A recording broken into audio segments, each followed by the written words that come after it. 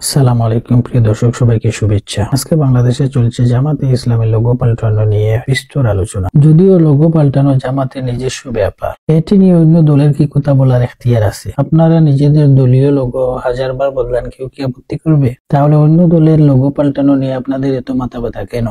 এর আগে নবগঠিত দল এনসিপি তাদের নির্বাচনী প্রতীক হিসেবে শাপলা প্রতীক চেয়েছিল। তা নিয়ে বিএনপির স্থায়ী কমিটির সদস্য সালাউদ্দিন আহমেদ শাপলা প্রতীক জাতীয় প্রতীক বলে দাবি করেন।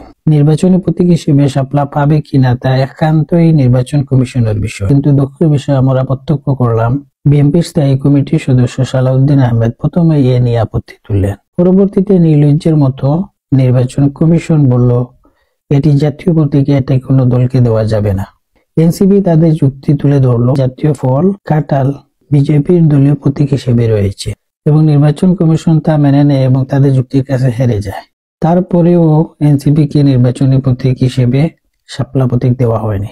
বর্তমানে তারা আবার হাজির করেছে একটি খুঁড়া যুক্তি, জিএফআই এর প্রতীক হলো শাপলা, এই জন্যই নাকি শাপলা প্রতীক এনসিপি কে দেওয়া হবে না। নির্বাচন কমিশনের এই জবাবের প্রেক্ষিতে এনসিপির নেতারা বলছেন দাঁড়িপাল্লা হলো সুপ্রিম কোর্টের প্রতীক এবং এটি জামাতে ইসলামের রয়েছে, সুতরাং এ নিয়ে আপত্তি জানানো নির্বাচন কমিশনের এই দাবিও সঠিক নয়।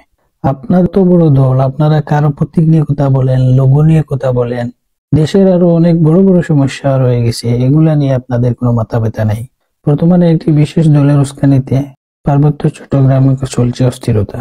এই সময় আপনারা এসব ছোটখাটো বিষয় নিয়ে যদি নিজেদের মধ্যে দ্বন্দ্বে জড়িয়ে পড়ে, তাহলে আসন্ন জাতীয় নির্বাচন অনুষ্ঠিত কিভাবে হবে?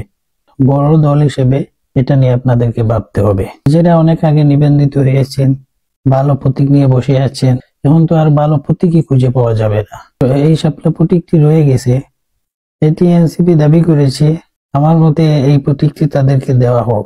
আপনারা মনে রাখতে হবে এই এনসিপি নেতাকর্মীরা অনেক জুলুমের শিকার হয়েছে, শত শত ভাই বোন রক্ত দিয়েছে, সেই জন্য আগামীতে একটি নির্বাচন অনুষ্ঠিত হবে, নতুবা এই নির্বাচন 29 সালে হওয়ার কথা ছিল।